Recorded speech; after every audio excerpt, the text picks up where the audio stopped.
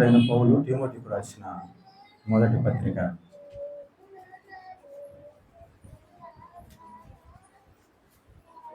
3వ అధ్యాయం 15వ వచనాన్ని మనం చదువుదాం. 14, 15 కలిసినట్టుగా ఉన్నాయి. శీఘ్రముగా నీ యొద్దకు వచ్చునని నిరీక్షించుచున్నాను. అయినను నేను ఆలస్యము చేసిన యెడల దేవుని మందిరములో అనగా జీవము గల దేవుని సంఘములో జనులు ఎలాగూ ప్రవర్తించవలనో అది నీకు తెలియవలనని ఈ సంగతులు నీకు రాయిచున్నాను. ఆ సంఘము సత్యమునకు స్తంభము ఆధారమునై ఉన్నది. ప్రభునందు ప్రియులారా, ఉదయకాలంలో సంఘము స్వరక్తమిచ్చి సంపాదించినది అన్నాడు కదా. స్వరక్తమిచ్చి సంపాదించిన సంఘం. రెండవది ఇక్కడ మనం చూస్తున్నాం, జీవము గల దేవుని సంఘం. ఆయన సంఘాన్ని గురించి మనం జ్ఞాపకం చేసుకుంటూ, మొదటిగా స్వరక్తమిచ్చి సంపాదించిన సంఘం, అందులో భాగంగానే మరి జీవము గల దేవుని సంఘం అన్నాడు. అక్కడ సంఘమును కాయుటకు అధ్యక్షులను, మందను కాయుటకు అధ్యక్షులను ఉంచాను అని జ్ఞాపకం చేశాడు. ఇక్కడ జీవము గల దేవుని సంఘములో జనులు ఎలాగో ప్రవర్తించాలో అనగా జనుల యొక్క ప్రవర్తనను జ్ఞాపకం చేస్తున్నాడు. సంఘములో ప్రవర్తన అంటే, సంఘము అంటే ఎవరెవరు ఉంటారు? సంఘం అంటే ఎవరెవరు ఉంటారు చెప్పండి. విశ్వాసులు, ఇంకా స్త్రీలు, స్త్రీలు ఉంటారు, ఇంకా సేవకులు ఉంటారు, ఇంకా నేను చెప్పింది కరెక్టే. సంఘం అంటే ఇద్దరు స్త్రీలు ఉంటారు అంతే. ఏందో మీరు భయపడిపోతున్నారు.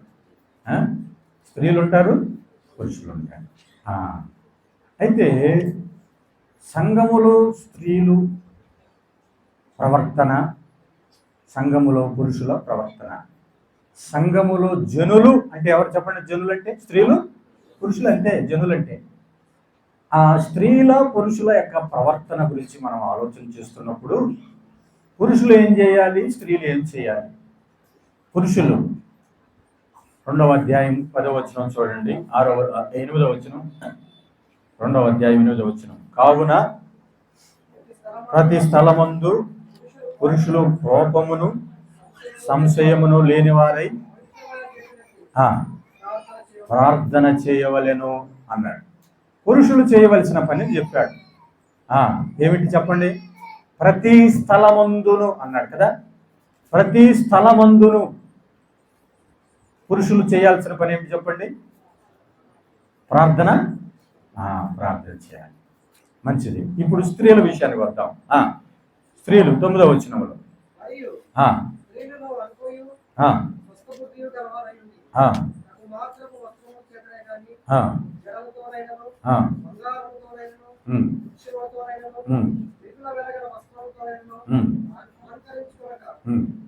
అవన్నీ మనం జ్ఞాపకం చేసి 11వ వచనం చదువు చాలు. ఇంకంతే. పురుషులు ఏం చేయాలంటే ప్రార్థన చేయాలి, స్త్రీలు మౌనంగా ఉండాలి. స్త్రీలు మౌనముగా ఉండి అనే మాటను మనం ఆలోచన చేస్తున్నప్పుడు, ఇది సంఘములో జనుల ప్రవర్తన క్రిందకి వస్తున్నటువంటి మాట. మొదటిది, పురుషులు ప్రార్థన చేయాలి, మనకు అర్థమైపోయింది. స్త్రీలు ఏం చేయాలి? మౌనముగా ఉండాలి.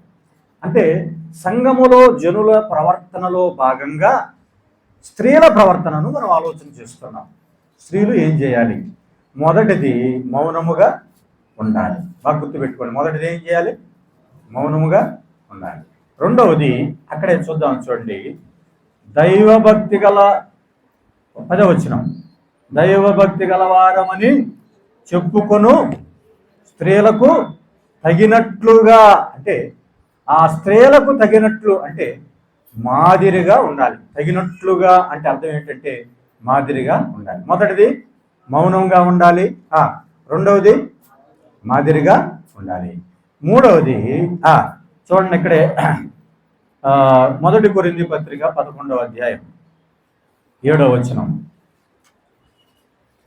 కొరింథీయులకు రాసిన మొదటి పత్రిక 11వ అధ్యాయం 7వ వచనం.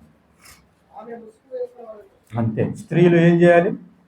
ముసుగు వేసుకోవాలి. ఈ మూడు. ఇప్పుడు మొదటి చెప్పండి, మౌనముగా ఉండాలి. రెండవది మాదిరిగా ఉండాలి. మూడవది ముసుగు వేసుకోవాలి. ఇది సంఘములో స్త్రీల ప్రవర్తనలో భాగంగా ఈ మూడు ప్రాముఖ్యమైనవి. మరొకసారి చెప్పండి, ఏమిటి? సంఘములో స్త్రీ మౌనంగా ఉండాలి. పరిశుద్ధ స్త్రీలకు తగినట్లుగా అనగా మాదిరిగా ఉండాలి. మూడవది స్త్రీ ముసుగు వేసుకోవాలి. కొంతమంది ఇప్పుడే ముసుగు వేసుకుంటున్నారు. మంచిది. పిల్లరా, సంఘములో స్త్రీలు అని మనం ఆలోచన చేస్తున్నప్పుడు స్త్రీలు పరిచర్య చేయొచ్చా చేయకూడదా, లేదా ప్రార్థన చేయొచ్చా చేయకూడదా, ఈ మాటలు మనం ఆలోచన చేస్తున్నప్పుడు కొంతమంది స్త్రీలు అన్న అనేటువంటి స్త్రీ మనకు తెలుసు, లోకాల సువార్తలో 7 సంవత్సరములు భర్తతో ఏం చేసింది? కాపురము చేసింది. 84 సంవత్సరాలు విధవరాలుగా ఉండి దేవాలయములో ఏం చేస్తుంది? ఉపవాసం ఉండి దేవుని సేవ చేస్తూ ఉంది అన్నాడు కదా. ఉపవాసం ఉంది అనే మాట మనం చూస్తూ ఉన్నాం. రేయింబవళ్ళు సేవ చేస్తూ ఉన్నారు అన్నాడు. అంటే మరి ఆమె చేసింది కదా సేవ, మరి ఇప్పుడు స్త్రీలు చేయొచ్చు కదా అని అంటే, ఆమె సేవ చేసే సమయానికి సంఘము ఏర్పడలేదు. గుర్తుపెట్టుకోండి, సంఘములలో స్త్రీలు అని చెప్పాడు కదా. ఎక్కడ మౌనంగా ఉండవలసింది? ఎక్కడ? సంఘములలో అన్నాడు. వీళ్ళారా, మాట కూడా మనం జ్ఞాపకం చేసుకుందాం. చూడండి, కొరింథీ మొదటి పత్రిక 14:34. కొరింథీ మొదటి పత్రిక 14వ అధ్యాయము 34వ వచనం. స్త్రీలు సంఘములలో, చాలు, సంఘములో అన్నాడా సంఘములలో అన్నాడా? అంటే ఏ సంఘమైనా, బ్రదర్ల సంఘమైనా చెప్పండి, సంఘములలో అంటే ఏ సంఘమైనా సంఘమే కదా. సంఘాల్లో స్త్రీలు ఎలా ఉండాలన్నాడు? మౌనముగా ఉండాలన్నాడు. అన్న అనే ఆ స్త్రీ, ఆ ప్రవక్తి ధర్మశాస్త్రము కింద ఉన్నది. దేవాలయము అన్నాడు కానీ సంఘం అనలేదు. బాగా గుర్తుపెట్టుకోవాలి. దేవాలయము అప్పుడు ఏమున్నాయి? దేవాలయములో విధులు ఉన్నాయి, దేవాలయములో పరిచర్య ఉన్నది, దేవాలయములో ఆ ఉపవాసం ఉండి పరిచర్య జరిగించవచ్చు ఆ దినాల్లో. ఎందుకంటే అప్పుడు ఆమె ధర్మశాస్త్రం కింద ఉంది. స్త్రీలు అనేక మంది పరిచర్య జరిగించిన వారు ఉన్నారు. లోకా సువార్తలో కూడా పరిచర్య జరిగించిన వారు ఉన్నారు. మగ్దలేని మరియా, ఆమె శిష్యులకు పరిచర్య చేసింది కానీ సంఘములో పరిచర్య చేసినట్టుగా లేదు. 8వ అధ్యాయము లోకా సువార్త 3వ వచనం చూద్దాం. చూడండి, లోకా సువార్త 8వ అధ్యాయము 3వ వచనం. అక్కడ ఎవరెవరు ఉన్నారు? పైన చెప్పు, మగ్దలేనే అనబడిన మరియయు, పైన హేరోదు యొక్క గృహ నిర్వాహకుడు కూజా భార్యకు యోహన్న, సూసన్న ఆయనతో కూడా ఉండేది.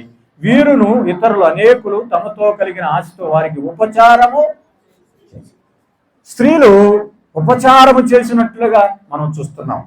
దోర్కా ఏం చేసింది? ఆమె ఉపచారము చేసింది, దాన ధర్మాలు, ధర్మ కార్యాలు చేసింది. ఇలాగా స్త్రీలు అనేక మంది పరిచర్య జరిగించారు. కానీ వారు జరిగించింది ఎక్కడ? సంఘములో కాదు. అర్థమైందా? అయితే సంఘములో స్త్రీ ఎలా ఉండాలని చెప్తున్నాడండి? మౌనముగా ఉండాలి. ప్రతి స్థలమందు పురుషుడు తన చేతులు పవిత్రమైన చేతులెత్తి ప్రార్థన చేయాలి. అయితే స్త్రీలు సంఘములో మౌనముగా ఉండాలి. పిల్లరా, ఇది దేవుడు ఏర్పరిచినటువంటి క్రమం, దేవుడు ఏర్పరిచినటువంటి కట్టడ.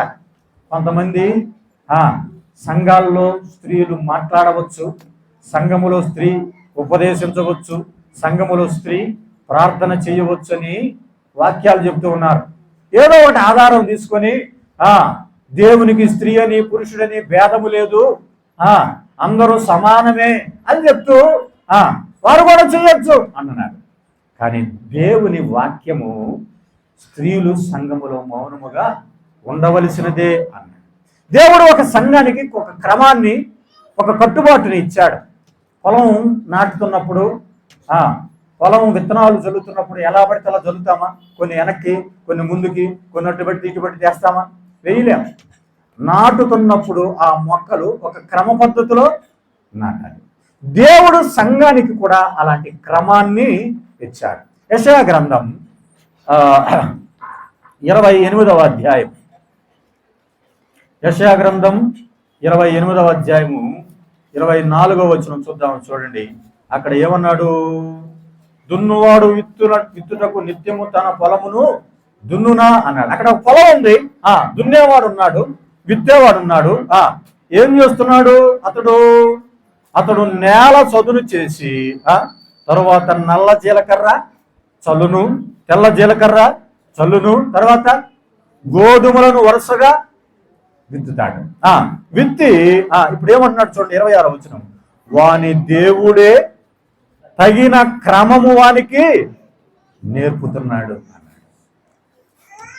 వాని దేవుడే తగిన క్రమము వానికి నేర్పుతున్నాడు. గోధుమలు ఎలా నాటాలో, విత్తనాలు ఎలా చల్లాలో ఒక క్రమాన్ని దేవుడు నేర్పుతున్నట్లుగా సంఘములో పొలములో దేవుడు ఏం చేస్తున్నాడు? ఒక క్రమాన్ని ఇచ్చాడు. సంఘములో క్రమములో భాగంగా స్త్రీలు మొదటిగా మౌనముగా ఉండాలి అన్నాడు పిల్లలు.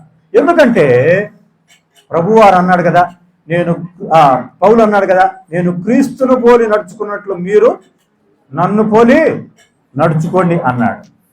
అయితే శిరసత్వం, ఇప్పుడు స్త్రీకి శిరస్సు ఎవరు? పురుషుడు. పురుషునికి శిరస్సు ఎవరు? క్రీస్తు ప్రభు. క్రీస్తుకు శిరస్సు ఎవరు? దేవుడు అన్నాడు కదా. ఈ శిరసత్వాన్ని స్త్రీకి ఇవ్వలేదు. అర్థమైందా? శిరసత్వాన్ని ఎవరికి ఇవ్వలేదు? స్త్రీకి ఇవ్వలేదు.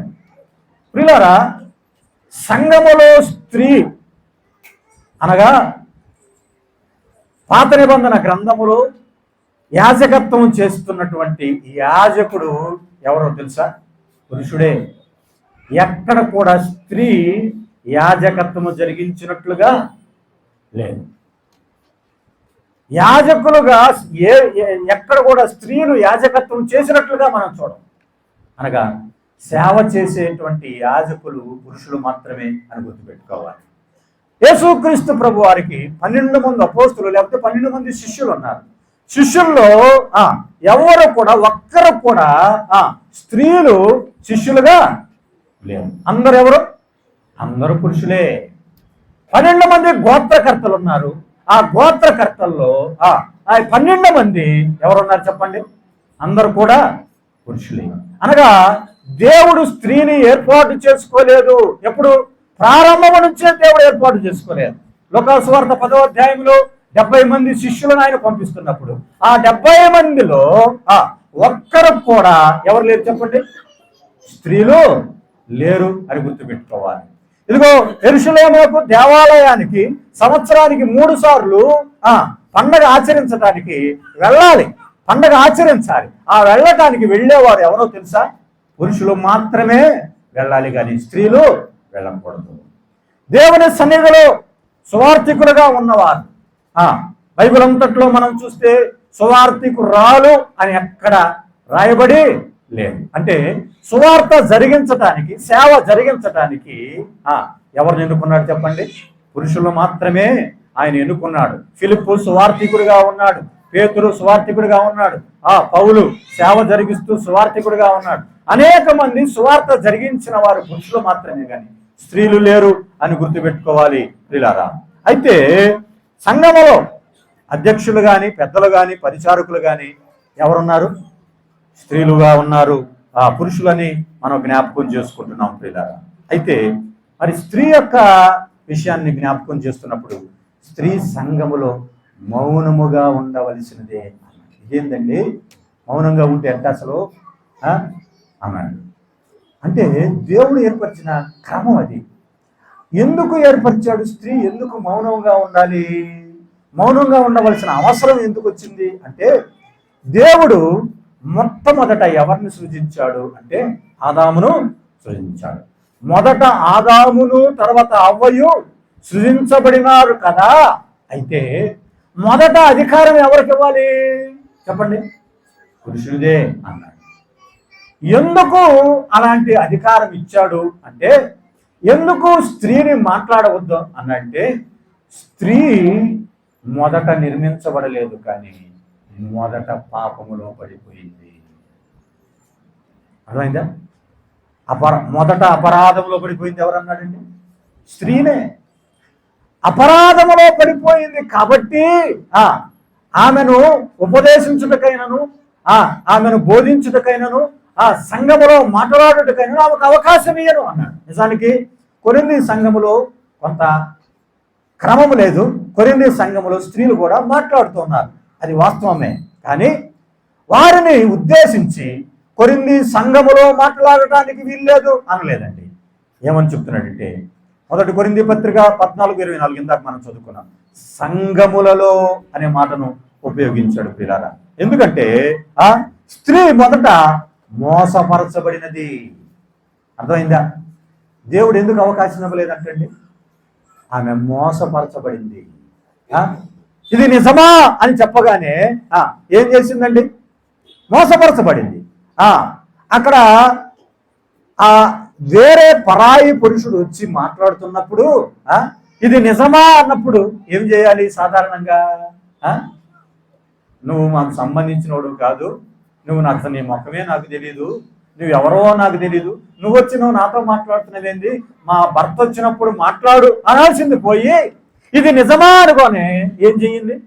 మాట్లాడటం ప్రారంభించింది. ఎప్పుడైతే మాట్లాడటం ప్రారంభించిందో పాపములో పడిపోయింది. మొదట అపరాధములో అనే మాట మనం చూస్తున్నాం పిల్లలు. అందుకే అధికారం ఆదాముకి ఇవ్వబడింది, మొదట అపరాధము స్త్రీ పడిపోయింది కాబట్టి కారణాన్ని చెబుతున్నాడు పిల్లరా. ఆమె మోసగించబడినది అనే మాట మనం చూస్తున్నాం పిల్లరా. ఆదాము నుండి లేకపోతే ఆదాము ద్వారా సృజించబడినది ఎవరు? అవ్వ సృజించబడింది. అయితే మాట్లాడుట ఏమిటి అన్నాడు? అవమానము అన్నాడు. అన్నాడా లేదా? స్త్రీ మాట్లాడుట ఏమంటే అవమానం అన్నాడు పిల్లరా. అయితే ఆమె మాట్లాడుటకైనను ఉపదేశించుటకైనను ఆమె అధికారము చేయుటకైనను అవకాశం లేదు అన్నాడు. సంఘములోనైనా ఇంట్లోనైనా అధికారం ఎవరిదే? భర్తదే. ఎందుకని? శిరస్సు ఎవరు? స్త్రీకి శిరస్సు ఎవరు? పురుషుడే. పురుషుడి అధికారం కింద ఉండాలి. కానీ ఈ రోజుల్లో అన్ని తిరగబడినండి. పురుషుడి అధికారం కింద లేకుండా ఏదడిగినా ఇప్పుడు భర్త ఏం చేయమంటావు, ఏం రమ్మంటావు, ఏంటి అన్నీ అడుగుతున్నాడు ఇప్పుడు. అంటే అధికారం ఎవరి చేతిలో పెట్టాడు?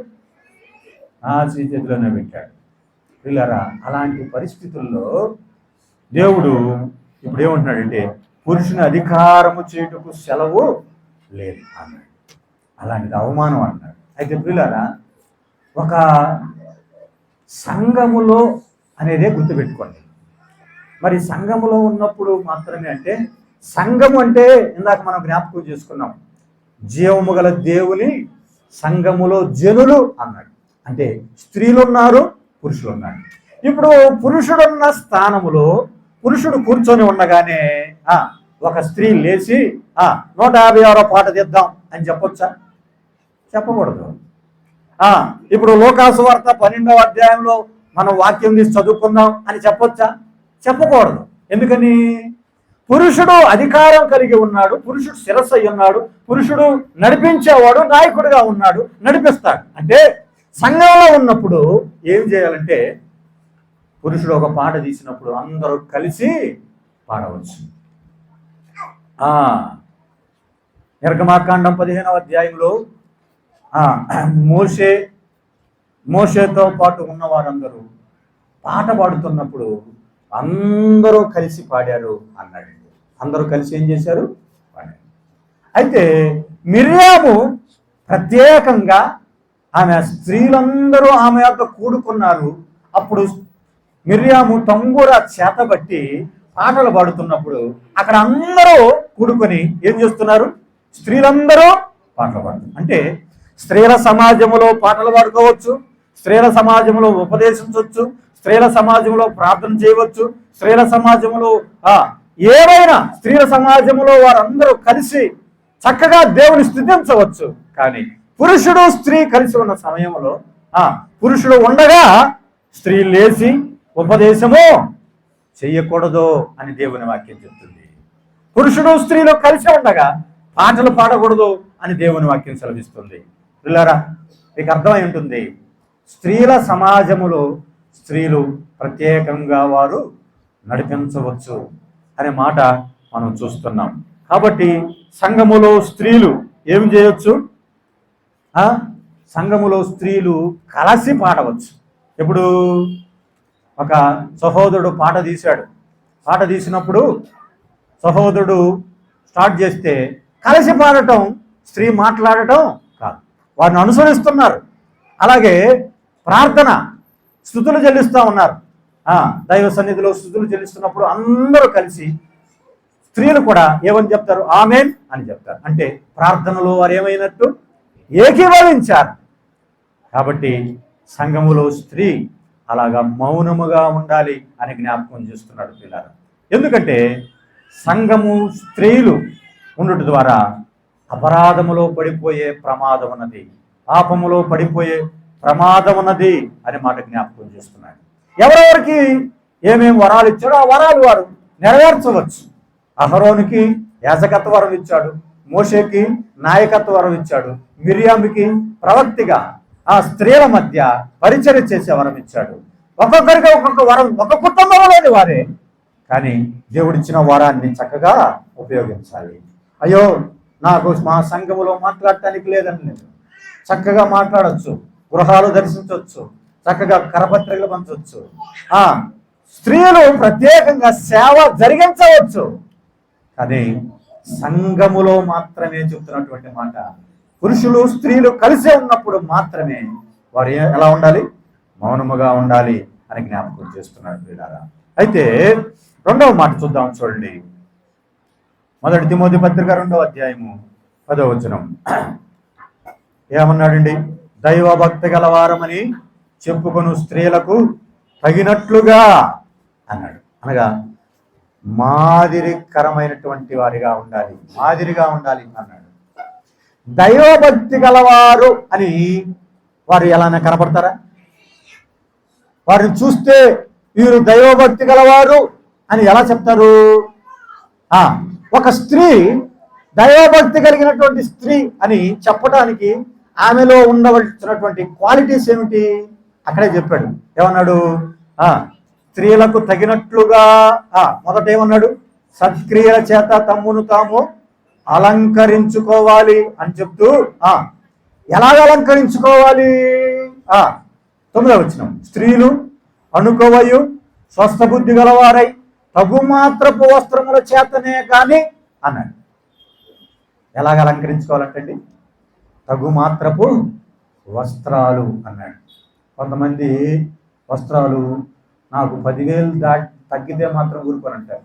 చీర అంటే ఏంటి చెప్పండి? అంత కాస్ట్ పెడితేనే వాళ్ళకి తృప్తిగా ఉంటుంది. ప్రభు అంటున్నాడు కదా, తగుమాత్రపు వస్త్రాలు. తిమోతి పత్రికలో పౌలు చెప్తున్నటువంటి మాట, తగుమాత్రపు వస్త్రాలు అనగా నాట్ కాస్ట్లీ అపీరెన్స్ అన్నాడు. Not costly appearance. అవి వేసుకునే వస్త్రాలు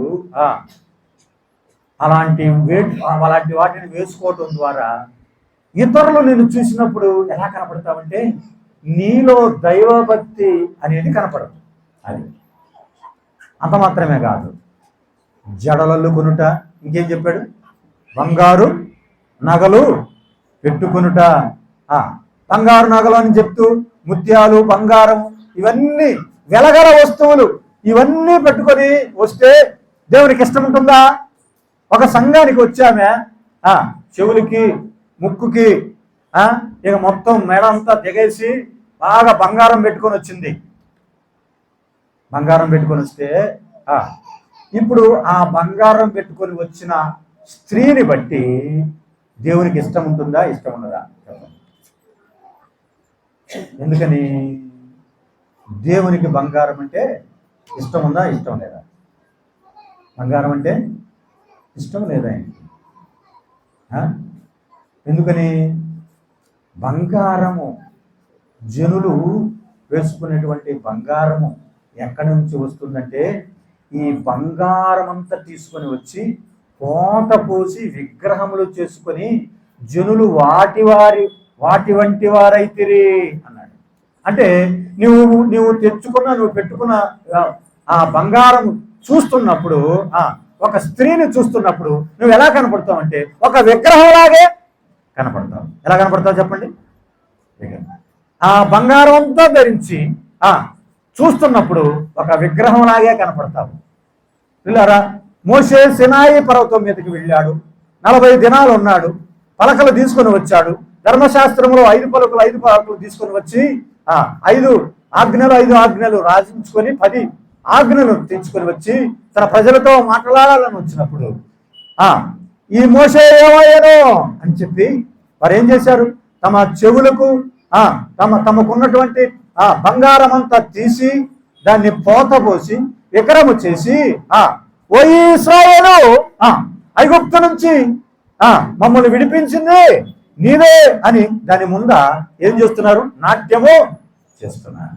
దాని ముందు నాట్యము చేస్తూ ఎగురుతూ దేవునికి వ్యతిరేకమైన కార్యాలు చేస్తున్నప్పుడు దేవునికి కోపం వచ్చి, అయ్యో వీరు నన్ను విడిచిపోయారు, వీరు నా నిబంధనను మీరిపోయారు, తొలగిపోయారు, కాబట్టి వీరిని శిక్షిస్తాను అని మోషే ఎవరు నా జనులో కనుక్కో అని చెప్పినప్పుడు, ఇదిగో ఎవరు క్రీస్తు ప్రభువును వెంబడిస్తారో వారు పక్కకు రండి అన్నప్పుడు కొంతమంది మాత్రమే పక్కకు వచ్చారు.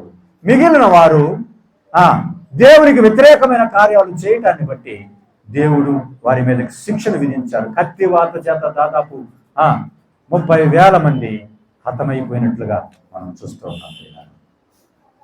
దాదాపుగా అంతమంది చనిపోయారు, రక్తపాతం జరిగింది. ప్రభువా, ఇంతమంది చచ్చిపోతున్నారే, ఇంకా ఎందుకు ప్రభువా? అందరూ చచ్చిపోతే నేను ఒక్కడేనా? నీ ఒక్కడికే ఇస్తా పరలోకం, అయితే నాకొద్దయ్యా. నీవు వారిని క్షమించితివా సరే, లేని ఎడల నీవు రాసిన నీ గ్రంథములో నుంచి నా పేరు తుడిగిపెట్టు అనగానే వారిని క్షమించాడు. దేవుడు వారిని క్షమించాడు. కానీ అయ్యో వారు ఇంకా నన్ను నిబంధన మీరిన వారుగా ఉన్నారు. ఇదిగో వారి ఒంటి మీద ఆ బంగారం ఉంది, ఆ బంగారం చూస్తున్నప్పుడు నాకు అసహ్యంగా ఉంది, ఆ బంగారం తీసేయమని చెప్పు అన్నాడు. చూద్దాం నిర్గమాకాండం 33వ అధ్యాయం.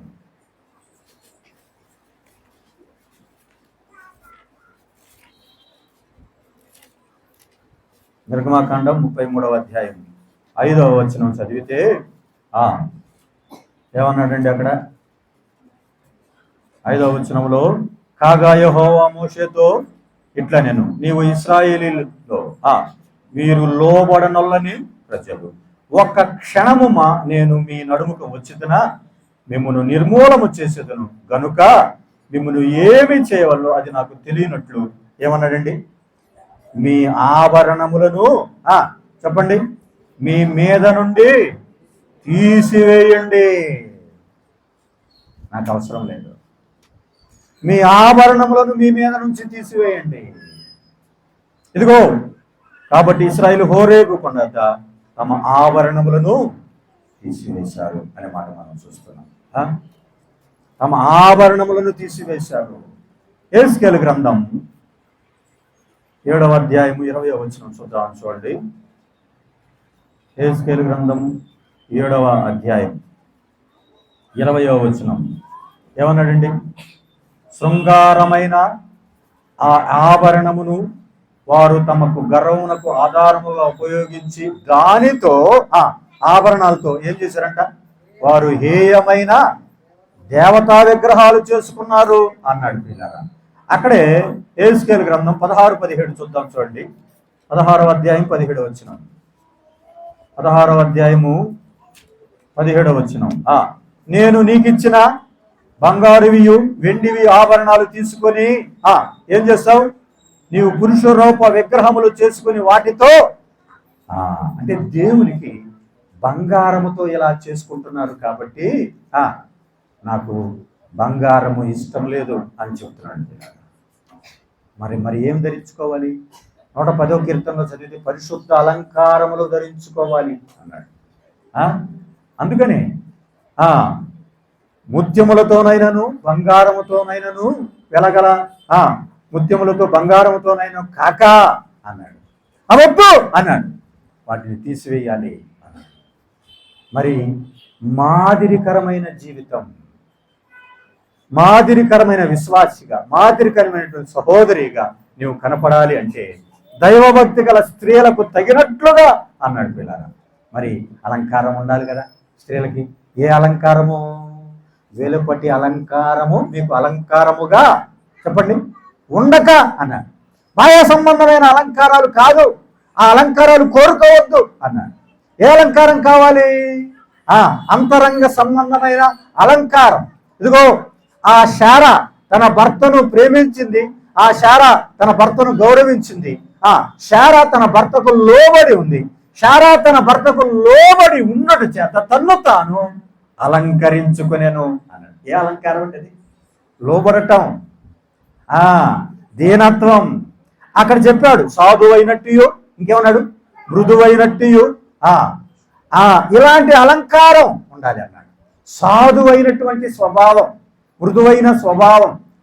ఇంకా చెప్పాడు కదా స్వస్థ బుద్ధి అన్నాడు. అణుకువ స్వస్థ బుద్ధి అన్నాడు. ఇలాంటి అలంకారము ధరించుకోవాలి, తగుమాత్రపు వస్త్రాలు ధరించుకోవాలి అన్నాడు. ఈ రోజుల్లో ఏమైపోయింది? అన్నీ ఫ్యాషనే. ప్యాంట్లకి ఏమొస్తున్నాయి? సార్లు వస్తున్నాయి. అట్లా ఇట్లా ప్యాంట్లు, కొత్త కొత్త రకరకాల ప్యాంట్లు వేస్తున్నారు. రకరకాల భయంకరమైనటువంటి స్లీవ్లెస్ వేస్తున్నారు, టైట్లు, ట్రాన్స్పరెంట్ వేస్తున్నారు. కొంతమంది అయితే ఒక ఆయన ఇంజక్షన్ చేయమన్నప్పుడు చెప్పాడంట రమ్మని. ఆ అమ్మాయికి ఇక్కడ కంతుందట. ఇంజక్షన్ డైరెక్ట్గానే పొడిచేస్తున్నాడు. ఇంతకుముందు ఇట్లా పైకి తీసి ఇంజక్షన్ చేసేవాళ్ళు. రకరకాల బట్టలు. ఇవన్నీ వెలుపటి అలంకారం. నీకు అలంకారంగా ఉండకూడదు పిల్లరా. స్త్రీలు దైవభక్తి గలమైన వారం అన్నట్లుగా నువ్వు కనపడాలి. నీ మాటలు కానీ ఇస్సాకు రెబ్కా, ఈ ఎలియాజరు రెబ్కా కలిసి పొలంలో వెళుతుంటే ఇస్సాకు పొలంలో ధ్యానం చేస్తున్నాడు.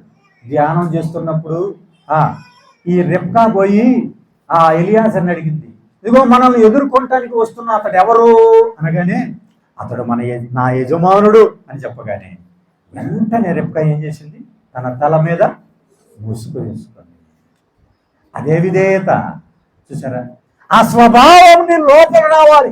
ఇలాంటి అలంకారం నీకు ఉండాలి అని జ్ఞాపకం చేస్తున్నాడు. లోబడటం అనే అలంకారం, విధేయత అనే అలంకారం, ఇలాంటి అలంకారం నీకు ఉండాలి అని జ్ఞాపకం చేస్తున్నాడు ప్రియులారా. పరిశుద్ధమైన అలంకారాలు మనం ధరించుకోవాలి అంటున్నాడు ప్రియులారా. మరి వెలుపటి అలంకారం నీకు అలంకారముగా ఉండక అన్నాడు. మరి తగుమాత్రపు వస్త్రాలు ఎందుకని? అసలు దేవుడు నీకు నీ శరీరాన్ని ఇచ్చింది ఎవరు? దేవుడు. ఈ శరీరము దేవునికి ఏమై ఉందన్నాడండి? నీ దేహము నీ దేవుని వలన నీకు అనుగ్రహించబడి పరిశుద్ధాత్మకు నిలయమై ఉన్నది అన్నాడు కదా. పరిశుద్ధాత్మ ఎక్కడున్నాడు? నీ లోపల ఉన్నాడు. పరిశుద్ధాత్మ నీలో నివసిస్తూ ఉన్నాడు. నీలో నివసించాలి అంటే నీ దేహము ఎవరి వలన అనుగ్రహించబడింది? నీ దేవుని వలన. ఈ దేహాన్ని నువ్వు ఎంత చక్కగా కాపాడుకోవాలి. బాహ్య సంబంధమైన అలంకారాలు, బంగారాలు, వెండి కానీ, ముత్యాలు కానీ రకరకాల వాటితో నువ్వు అలంకరించుకోవద్దు అని జ్ఞాపకం చేస్తున్నాడు. ఎలా ఉండాలంట? తగుమాత్రపు వస్త్రాలు అన్నాడు. పిల్లరా, మూడవ మాట నేను చెప్పి నేను ముగిస్తాను. మూడవది కొరింథీ మొదటి పత్రిక 11వ అధ్యాయం 7వ వచనం. కొరింథీ మొదటి పత్రిక 11వ అధ్యాయం 7వ వచనంలో, పురుషుడైతే దేవుని పోలిక మహిమనై ఉన్నాడు కనుక తల మీద ముసుగు వేసుకొనకూడదు, కానీ స్త్రీ పురుషుని మహిమై ఉన్నది. 6వ వచనం ఆఖరిలో స్త్రీ ఏం చేయమన్నాడు? స్త్రీ ముసుగు వేసుకొని ఎడల, ఆమె తల వేసుకొనని ఎడల తల వెంట్రుకలు కత్తిరించుకోవాలి. కత్తిరించుకొనుట అయినను క్షవరం చేయించుకున్నట స్త్రీకి అవమానమైతే ఏం చేయాలి? ఆమె ముసుగు వేసుకోవాలి అన్నాడండి. ఏ పురుషుడు తల మీద ముసుగు వేసుకొని ప్రార్థన చేస్తాడో ఆ పురుషుడు ఏం చూస్తున్నాడంటే దేవుణ్ణి అవమానపరుస్తున్నాడు. అంటే ముసుగు వేసుకొని ప్రార్థన చేసే పురుషుడు దేవుని అవమానపరుస్తున్నాడు. ముసుగు వేసుకొని ప్రార్థన చేసే స్త్రీ దేవుని ఏం చేస్తుందంట? గణపరుస్తుంది అన్నాడు. పిల్లలు, అంటే ఎందుకు ముసుగు వేసుకోవాలి అంటే, ఇప్పుడు స్త్రీకి శిరస్సు ఎవరు? పురుషుడు. అంటే స్త్రీ ముసుగు వేసుకోకపోతే ఎవరిని అవమానపరుస్తుందంట? తన తలను అవమానపరుస్తున్నది అన్నాడు లేదా? ఏ స్త్రీ ముసుగు వేసుకోలేదో ఆ స్త్రీ తన తలను అవమానం. తన తల అంటే ఎవరు? తన కిరీటం ఎవరు? పురుషుడు. అంటే ఎవరిని అవమానపరుస్తుందండి? పురుషుని అవమానపరుస్తుంది. అంటే ఒక స్త్రీ భర్తను గౌరవించాలి అంటే నువ్వేం చేస్తున్నావు? గౌరవిస్తున్నావు అంటే నువ్వేం చేస్తున్నట్టు? నువ్వు ముసుగు వేసుకోవాలి అన్నాడు పిల్లరా.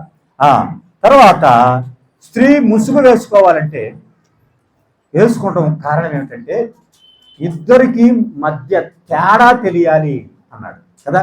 ఎవరు స్త్రీయో ఎవరు పురుషుడో తెలియాలంటే స్త్రీ ఏం చేయాలంట? ముసుగు వేసుకోవడం ద్వారా ఆమె స్త్రీ అని తేలుతుంది అన్నాడు. అంత మాత్రమే కాదు, మరొక మాట చదువుకొని మనం ముగించుకుందాం. అక్కడ కొరింథీ 11 మొదటి కొరింథీ పత్రిక 11వ అధ్యాయము 8వ వచనం చదివితే 9వ వచనం, మరియు స్త్రీ పురుషుని కొరకే గాని పురుషుడు స్త్రీ కొరకు సృష్టింపబడలేదు. 10వ వచనం, ఇందువలన దేవదూతలను బట్టి అధికార సూచనగా స్త్రీకి తల మీద ఉండవలెను. దేవదూతల సూచన అంట. దేవదూతల సూచన అంటే ఏమిటి? అధికార సూచన. దేవదూతల అధికార సూచన అదే ముసుగు. దేవదూతల అధికార సూచన ముసుగు అంటే ఏమిటి? దేవుడు తన సింహాసనం మీద కూర్చొని ఉన్నాడు. దేవదూతలు ఏం చేస్తున్నారు తెలుసా? పరిశుద్ధుడు పరిశుద్ధుడని యెషయా గ్రంథం 6వ అధ్యాయంలో మనం చూస్తే దేవదూతలు పైన ఏం చేస్తున్నారు తెలుసా? 2 రెక్కలతో తమ కాళ్లను కప్పుకున్నారు, 2 రెక్కలతో తన ముఖాన్ని కప్పుకున్నారు అంటే అదే దేవదూతల సూచన అన్నారు. కాబట్టి దేవదూతల సూచనగా ఇవ్వబడినటువంటి ముసుగు అనేది దేనికి సూచన అంట? విధేయతకు సూచనగా ఉంది. వారంతా విధేయులయ్యారు. దేవదూత ముఖాన్ని ఎవరు కూడా ఎప్పుడు కూడా చూడలేదు. ఎందుకో తెలుసా? వారు ఎప్పుడు కూడా ఏం చేస్తూ ఉన్నారు?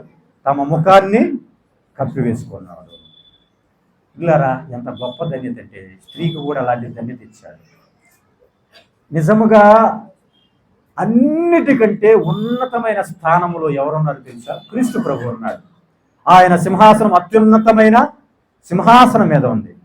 అత్యున్నతమైన సింహాసనం మీద ఉన్న క్రీస్తు ప్రభు ఉంటే ఆ క్రీస్తు ప్రభు కంటే ఉన్నతమైన స్థానంలో ఎవరున్నారు? దేవదూతలు ఉన్నారు. ఎందుకో తెలుసా? వారు ఎప్పుడు తగ్గింపు కలిగి ఉన్నారు, ఎప్పుడు ముసుగు వేసుకొని ఉన్నారు, ఎప్పుడు విధేయత చూపుతూ ఉన్నారు. ఏ వ్యక్తి అయితే విధేయత చూపుతాడో, ఏ వ్యక్తి అయితే విధేయత చూపుతాడో వారు ఆశీర్వదించబడతారు. అయితే స్త్రీ ముసుగు ఆమెకు ఘనత అన్నాడు. ఏమన్నాడండి? పురుషుడు పెంచుకోవటం అవమానం అయితే స్త్రీకి తల వెంట్రుకలు దేనికి ఇవ్వబడి అంట? ఘనత అన్నాడు ప్రియులారా. కాబట్టి మనము స్త్రీ అధికార సూచన, అనగా ఒక అధికారి మన ఎదురుకు వచ్చినప్పుడు అధికారికి మనం ఏం చేస్తాం? గుడ్ మార్నింగ్ చెప్తాం. అధికారి మన ఎదురుకు వచ్చినప్పుడు, అధికారి దగ్గరికి వెళ్ళినప్పుడు మనం ఏం చెప్తాం? విధేయత చూపుతాం. అలాగే క్రీస్తు ప్రభువుకు నువ్వు విధేయత చూపించిన వ్యక్తిగా ఉండాలంటే నువ్వేం చేయాలి? ముసుగు వేసుకోవాలి. యేసు క్రీస్తు ప్రభు వారు ఆయన ఏం చేశాడో తెలుసా? విధేయత చూపించాడు. యేసు క్రీస్తు కృపను మీరు ఎరుగుదురు కదా అన్నాడు. ఏమిటి ఆ కృప? ఆయన ధనవంతుడయ్యుండి మీ నిమిత్తము దరిద్రుడై. ఎంత విధేయత పిల్లారు. కాబట్టి సంఘములో స్త్రీలు విధేయత చూపించాలి అన్నాడు. 3 విషయాలు మనం జ్ఞాపకం చేసుకున్నాం. మొదటిది ఏమి చెప్పండి? సంఘములో స్త్రీ మౌనముగా ఉండాలి. రెండవది సంఘములో స్త్రీ మాదిరిగా ఉండాలి. సంఘములో స్త్రీ ఎలా ఉండాలి? ముసుగు వేసుకొని ఉండాలి. దాని వలన దేవునికి ఘనత, ప్రభువునికి ఘనత తెచ్చేవారంగా. ఇదిగో జీవము గల దేవుని సంఘములో జనుల ప్రవర్తన, నా ప్రవర్తన ఎలా ఉందో మరి పురుషులు కూడా ప్రార్థించేవారుగా, మరి స్త్రీలు విధేయత చూపించేవారుగా ఉండాలని మరి జ్ఞాపకం చేస్తూ నేను ముగిస్తున్నాను. ప్రార్థన చేసుకున్నాను.